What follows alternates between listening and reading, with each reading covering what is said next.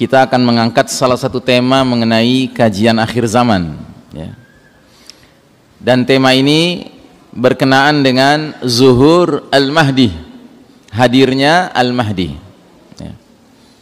Sebuah tema yang sangat penting dan sudah sepantasnya setiap orang yang mengaku beriman merindukan Al-Mahdi, karena Al-Mahdi ini bukan nama seseorang, tetapi Al-Mahdi ini julukan, gelar. Artinya seorang laki-laki yang mendapat petunjuk dari Allah dan seorang laki-laki yang ditunjuk oleh Allah. Ditunjuk untuk apa? Ditunjuk untuk memainkan peranan sebagai Amirul Mukminin fi akhir zaman, pemimpinnya orang beriman di akhir zaman, ya.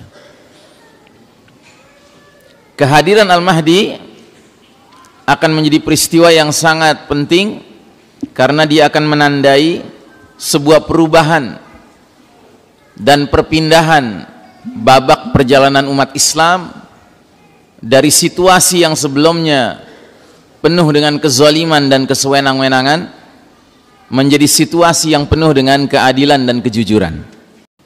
Kehadiran Al-Mahdi adalah kehadiran yang jadwalnya Allah yang Maha Tahu.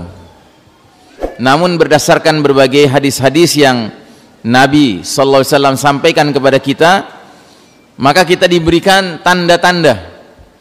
Sebagaimana tanda-tanda menjelang kiamat, maka tanda-tanda menjelang hudur Al-Mahdi juga ada. Nah, saudaraku rahimakumullah, sebelum kita masuk kepada Al-Mahdi, perlu disadari bahwa alamatus sa'ah, tanda-tanda kiamat itu menurut para ulama kita terbagi menjadi dua kelompok. Ada yang disebut alamatus sughra, tanda-tanda kecil, dan ada yang disebut alamatul kubra, tanda-tanda besar. Tanda-tanda kecil jumlahnya sangat banyak dan umumnya datang lebih dahulu, sedangkan tanda-tanda besar jumlahnya terbatas, hanya 10, dan semuanya muncul ketika kiamat sudah dekat sekali akan terjadi.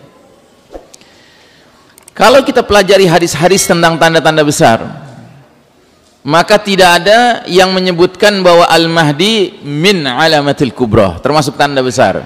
Dia tanda kecil. Tetapi kehadiran Al-Mahdi termasuk tanda kecil yang datangnya belakangan.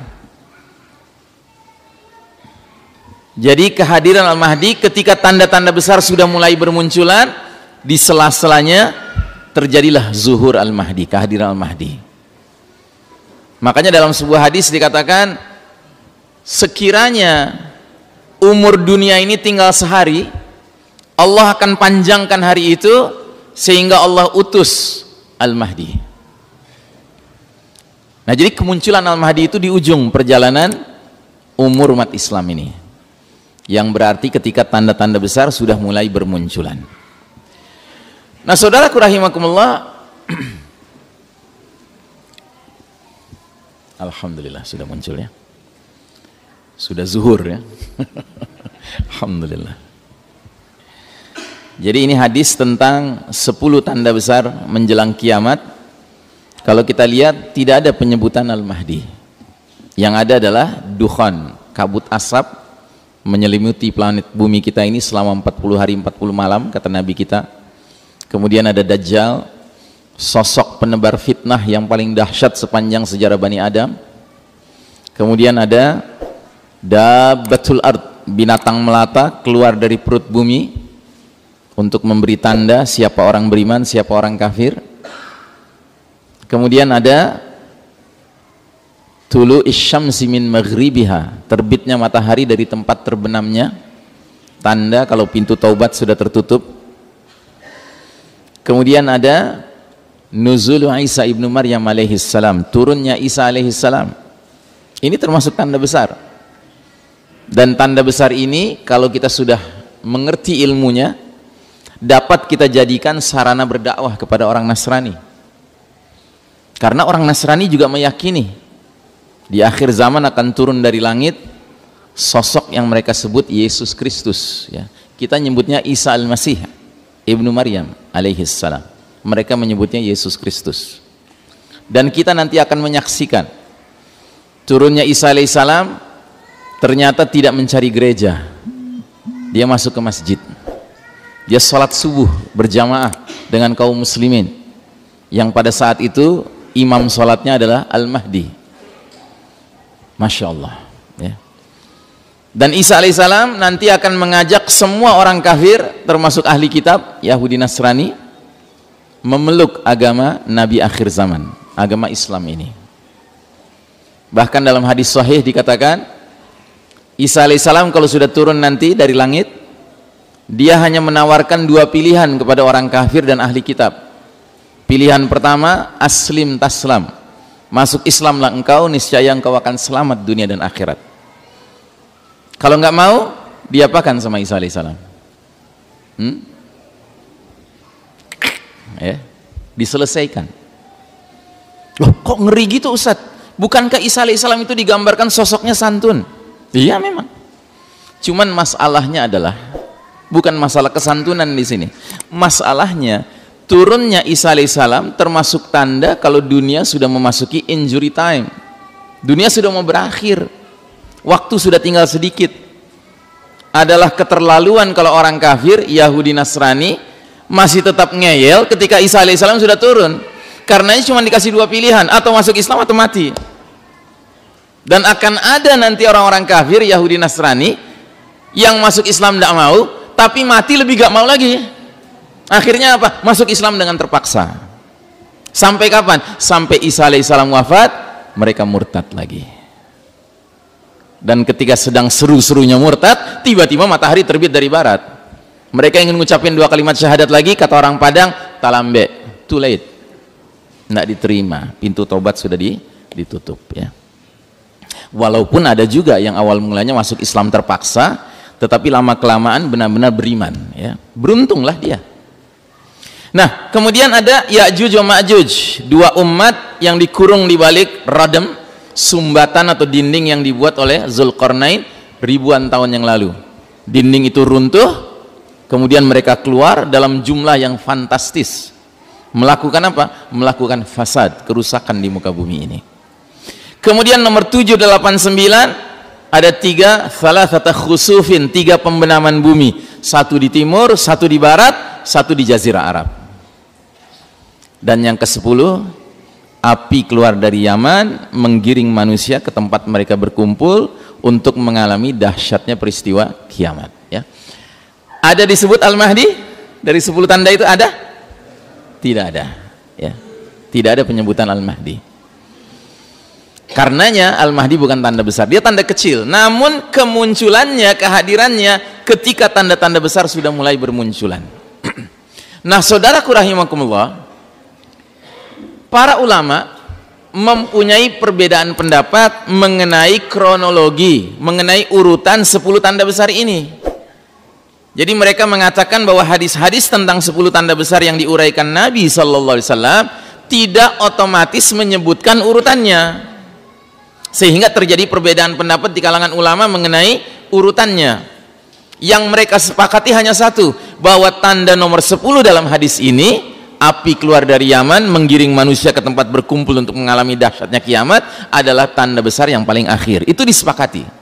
Tetapi nomor 1 sampai 9 mana urutannya, itu ada perbedaan pendapat, ya. Baik, nah jadi saudaraku rahimakumullah, kita masuk tentang Al-Mahdi ini. Ada beberapa bahasan dan sudah barang tentu kelihatannya secara waktu nggak mungkin selesai semuanya. Bagian pertama bahasan kita tentang Al-Mahdi adalah tentang identitas umumnya, tentang namanya, asal usul keturunannya, saat kehadirannya, dan ciri-ciri fisiknya. Namanya disebutkan dalam hadis berikut ini, seandainya usia dunia ini tidak tersisa kecuali tinggal sehari, Allah akan panjangkan hari itu sehingga Allah mengutus seorang laki-laki dariku atau dari ahli baitku, keturunanku, namanya mirip namaku, nama ayahnya mirip nama ayahku.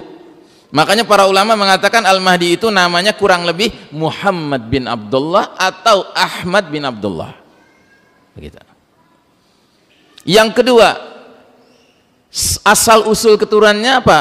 Disebutkan dalam hadis berikut ini, Al-Mahdi min itrati min waladi Fatimah. Al-Mahdi itu dari keturunanku, dari jalur Fatimah.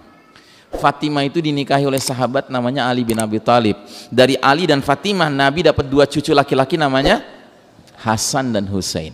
Kita Ahlus Sunnah wal Jamaah punya keyakinan kuat Al-Mahdi itu dari keturunan Hasan.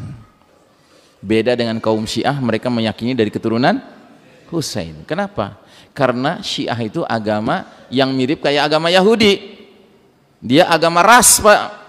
Orang nggak bisa jadi Yahudi kecuali berdarah Bani Israel. Kalau nggak berdarah Bani Israel, paling jauh jadi Yahudi KW. Gitu. Yahudi yang tidak ori, ya. Yahudi KW. Ada nggak di Indonesia Yahudi KW? Nggak usah ditunjuk hidung ya. Kasihan. Mudah-mudahan dia bertaubat sebelum kematian dia. Syiah juga begitu. Syiah itu kenapa lebih mengagungkan Husain daripada Hasan? Jarang kan kita dengar orang Syiah kalau ritual-ritualnya panggil-panggil ya Hasan, jarang kan? Yang dipanggil ya Husain, ya Husain. Kenapa? Karena Husain pernah menikahi seorang putri Persia. Dan Syiah ini pada dasarnya agamanya Persia, Pak. Jadi kalau orang tidak berdarah Persia, Pak, dia itu kalaupun jadi Syiah KW, enggak ori. Makanya kalau Anda punya teman-teman yang ikut Syiah di sini, tanggal 10 Muharram ikut-ikut ritual bikin darah-darah di sana sini, akan melukai dirinya, ajak bertaubat sambil bilang gini, udah deh saudaraku, taubat deh, tinggalkan Syiah. Ente udah capek-capek berdarah-darah gitu, di mata mereka ente Syiah KW gitu, mendingan taubat aja. Ente kan gak punya darah Persia kan, nah gitu ya kan, ente kan hidungnya pesek, Melayu gitu. Nah baik, itu bukan tema sentral gitu, itu nyenggol aja gitu ya kan, biar kita ingat garis yang lurus yang mana gitu. Nah jadi saudaraku rahimakumullah, yang berikutnya, hadirnya kapan Al-Mahdi itu? Al-Mahdi itu hadir di penghujung perjalanan dunia ini ya. Sebagaimana tadi hadisnya mengatakan, seandainya dunia tinggal sehari, Allah panjangkan hari itu demi menghadirkan Al-Mahdi. Dan juga hadis tentang 5 babak perjalanan sejarah umat Islam, munculnya Al-Mahdi itu ketika kita berpindah dari babak keempat ke babak kelima ya. Kira-kira kalau kita nonton film jumlah babaknya 5, masuk babak kelima itu awal, tengah, menjelang akhir film, Pak. Ya akhir film lah babak kelima itu ya. Nah jadi Al-Mahdi juga munculnya di ujung perjalanan dunia ini. Terus yang keempat, ciri-ciri fisik Al-Mahdi, kita nggak punya banyak dalil tentang itu. Dalil salah satunya yang kita ketahui adalah Al-Mahdi minni ajlal jabhati aqnal anfi. Al-Mahdi itu dari keturunanku, dahinya lebar, hidungnya mancung. Kita nggak punya banyak dalil tentang hal ini. Kalau kaum Syiah, hadis-hadis tentang ciri fisik Al-Mahdi banyak sekali. Sampai kalau ada orang ahli lukis ngumpulkan semua hadis itu, bisa sampai kelihatan wajahnya Al-Mahdi kayak apa. Kok bisa ya mereka banyak hadisnya? Karena orang Syiah biasa bikin hadis, Pak. Itu bukan rahasia lagi ya. Nah baik, ini identitas umumnya Al-Mahdi. Tentunya kita tidak boleh mengandalkan ilmu kita sebatas identitas umum Al-Mahdi. Kalau kita cuma membatasi di sini ya, terus pengajian ditutup, jangan-jangan nanti diantara bapak dan ibu pas pulang ke rumah nyari buku Telkom yang tebal itu ya, buku telepon tuh, nomor-nomor telepon, Anda teleponin satu-satu orang yang namanya Abdullah. Anda tanya, punya anak namanya Muhammad? Oh begitu punya, wah ini Al-Mahdi. Oh, konyol lah ya kan. Atau Anda sibuk buka YouTube, cari Syekh Muhammad bin Abdullah ya, dengerin ceramahnya, menarik ceramahnya, dahinya lebar, hidungnya mancung, wah ini Al-Mahdi. Nggak usah, percuma, nggak usah itu kita lakukan.